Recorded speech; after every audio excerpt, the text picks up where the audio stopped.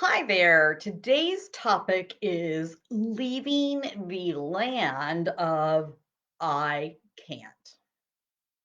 Now, I have to say that I spent a large part of my life in that land of I can't. I can't do this, I can't believe that, I can't understand, etc. I was pretty much for many years a glass half empty or almost empty or even completely empty kind of gal.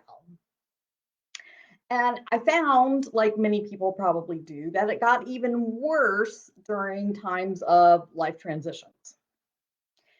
Now, a couple of years ago, this started to change, and it certainly was not because life transitions were not still prevalent in my life, because they were and they are now.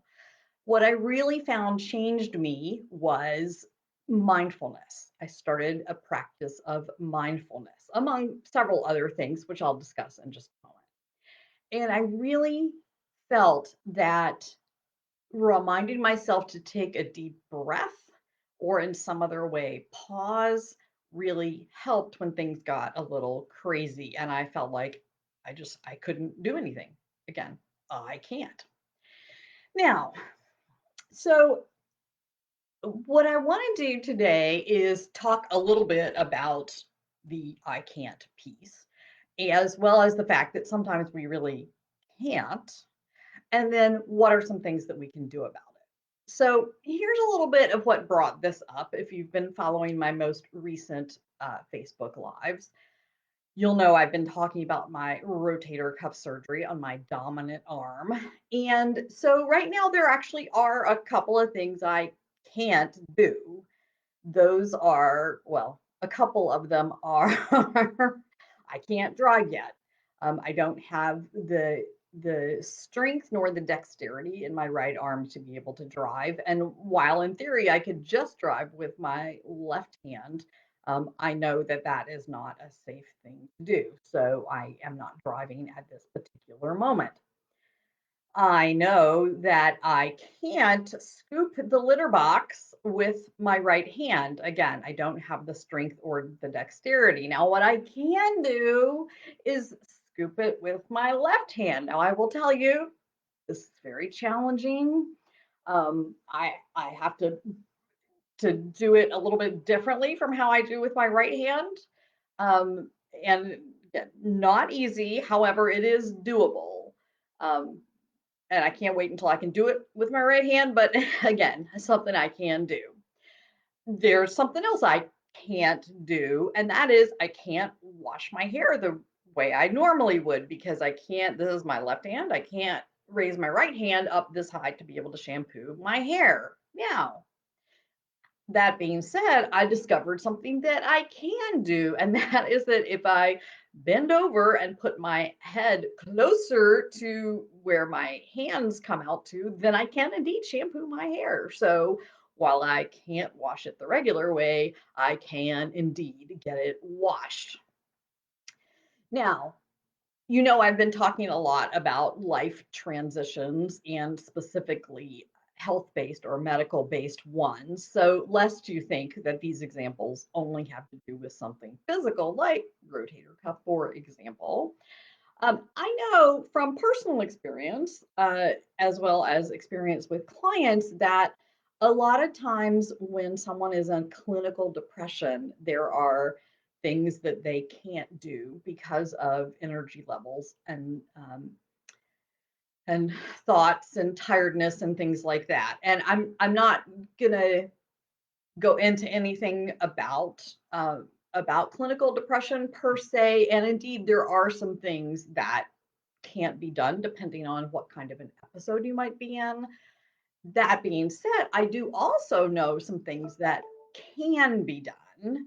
So, for example, again, from my own life, I know that spending time in nature and walking, eating healthy, sleeping are all things that can help me mitigate depressive episodes. So, those are things that I can do. I also know that I have become more aware of when maybe my medications aren't functioning quite as well, and therefore I can make an appointment to go see the doctor about adjusting those medications. So that is something I can do.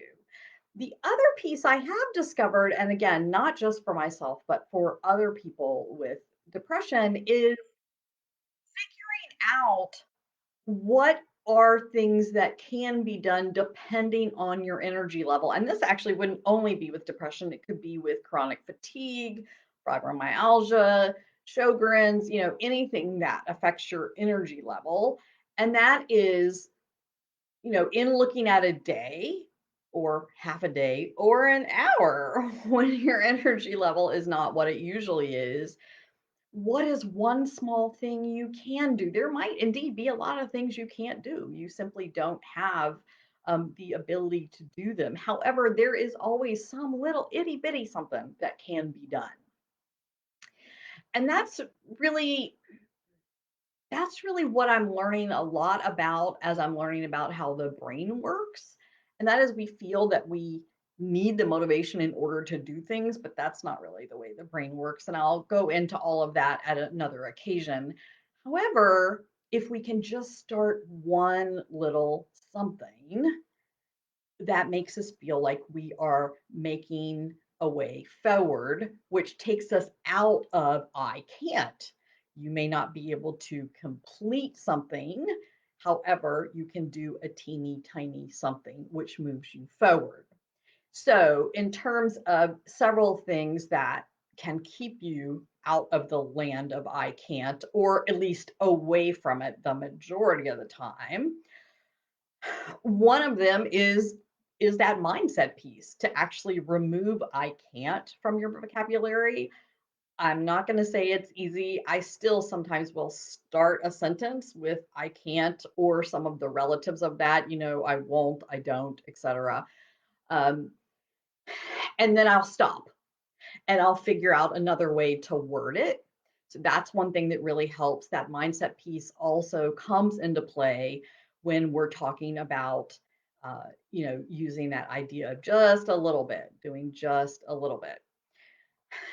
Another piece to it is having some kind of um, anchoring practice, and that may be anything from prayer, mindfulness, meditation, um, anything of that nature that helps you, uh, pause and take a moment and reevaluate things. I find that that really helps. Now, let me give you a little example here. So, as I said with the rotator cuff, there are certain things that I physically am unable to do. Now, one thing I can sort of do is get the items in and out of the microwave. I've had to do it a little differently than I would have before surgery. And I have to make sure that they don't weigh too much. So there's certain dishes that I can't use at this point.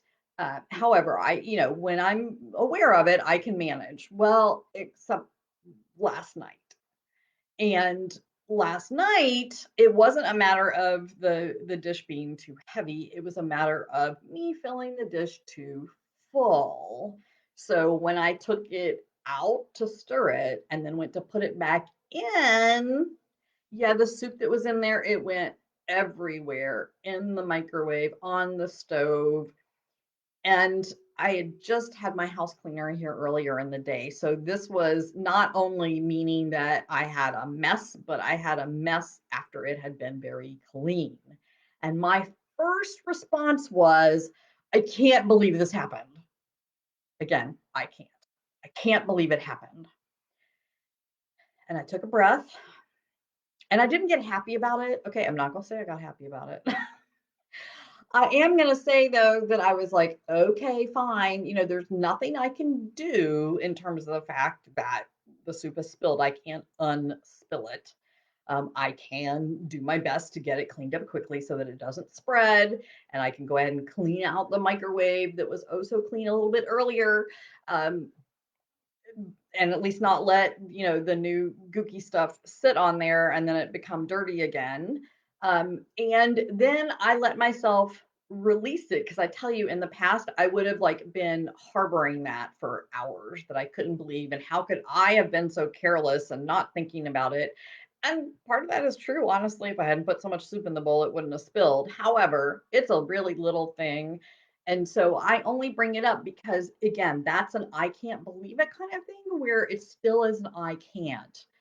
Now, a different way, besides the fact that I followed up and cleaned up the soup, a different way to look at it is also next time I will make sure not to fill it so full. And the thing is that honestly, it's not like this is the first time ever that I filled something too full and there's been a spill.